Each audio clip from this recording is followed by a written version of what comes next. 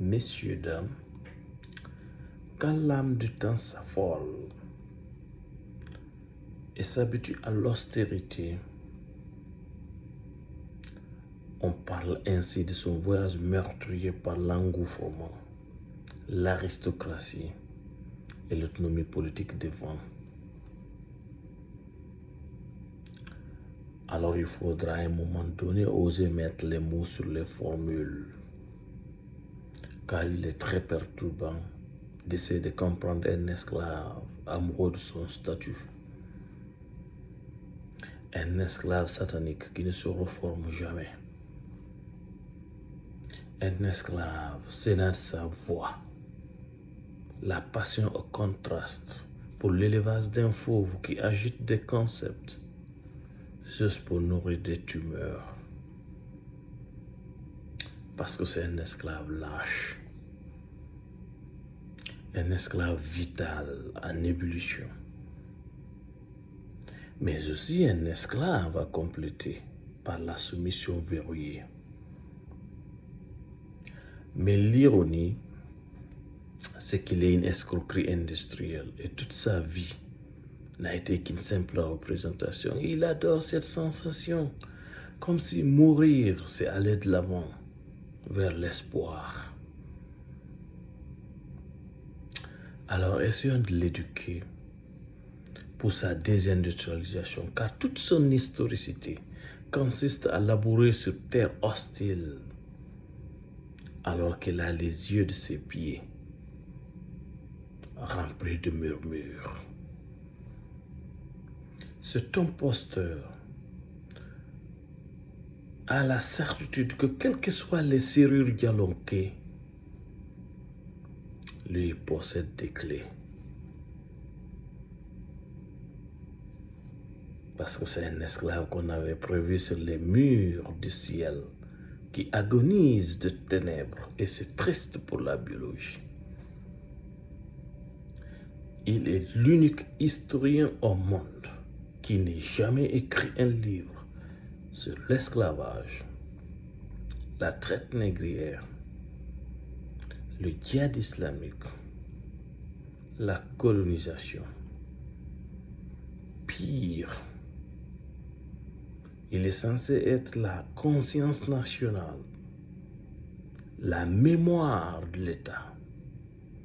Il est l'unique historien au monde qui fait l'apologie du djihad islamique. Pour lui, c'est un don du ciel.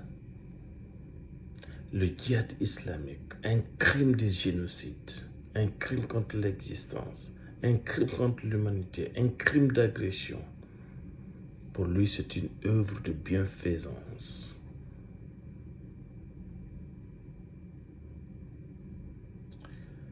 Le djihad islamique pour la promotion de Allah. Alors il faut préciser qu'avant le XIVe siècle, ce terme n'avait pas de territoire en Afrique, dans le Djalon. Il n'existait pas. Alors que les Djalonkais avaient déjà 2 millions d'années d'existence, des révolutions scientifiques, culturelles. Les Djalonkais sont à la base du système de Ketal. Il faut faire des recherches.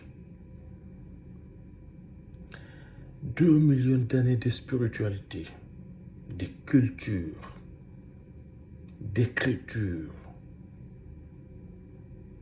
Maintenant, les questions qui se posent, et c'est valable pour ce bâtard. Est-ce que ces 10 millions d'années qui sont l'amour de l'esprit de l'univers sont voués en enfer?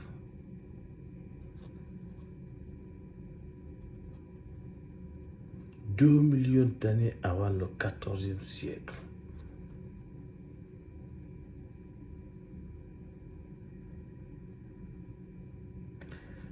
La deuxième question, nous avons tous appris l'histoire du déluge de Noé, les histoires d'Abraham, de Jésus, Mohammed, de Moïse, de Noah, le temps qu'il a fallu à Dieu pour leur venir en aide, pour leur guider, afin de sauver leur peuple persécuté, harcelé, terrorisé. Donc, prenons l'exemple de l'esclavage arabo-noir. 1300 ans de terreur, 1300 ans de crimes. On coupait les têtes des enfants, on éventrait les femmes enceintes, on lapidait, on décapitait, on terrorisait, on violait. Ce même Allah n'a pas eu le courage, l'intelligence, l'expertise de choisir un parmi ses victimes pour sauver son peuple. C'est une question légitime.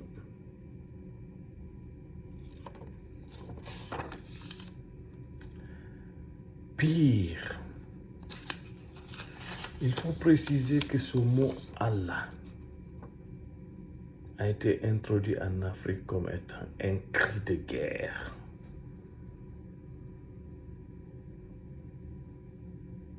Avant de devenir aujourd'hui un label politique à connotation historique mais sans contenu spirituel.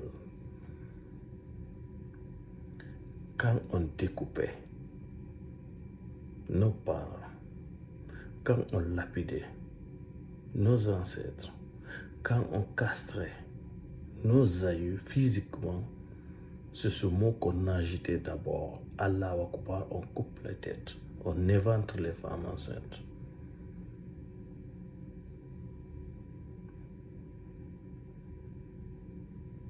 Donc c'était un cri de guerre. Mais de nos jours, c'est devenu un concept nuisible, infect pour épuiser, dissoudre, vider de toute énergie cérébrale une race révélée qui respire l'éternité. C'est du poison dans les veines cérébrales. Pour l'univers poétique d'un esclave qui le martèle sans cesse pour donner l'impression d'être un matériel humain qui sort de son âme pour suffoquer d'inconscience. Un faible dans la misère, un héros sans profession de vie qui joue le rêve négrier, le grand sentiment criminel, rejeté non seulement par la nature, par la logique. Donc ce mot indique un amour entre deux corps où viol, profanation, souillage inonde nos soupirs. Ce mot signifie que cet esclave incarne la race insomniaque, sombre, trafiquée, dilatée, éclatée, tragique, vagabonde et surtout mystique. Pourquoi mystique? Il suffit de 3 mots pour qu'il s'essouffle déjà. Allah, sacrifice, prière. Des mots nus cloués dans le cerveau, épuisés dans le cerveau d'un esclave malade, alors qu'ils ne sont ni une spiritualité, ni une divinité, ni une humanité, mais qui dépouille des esclaves de leur misère.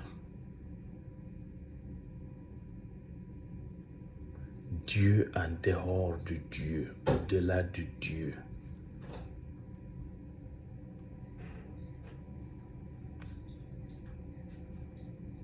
Des mots remués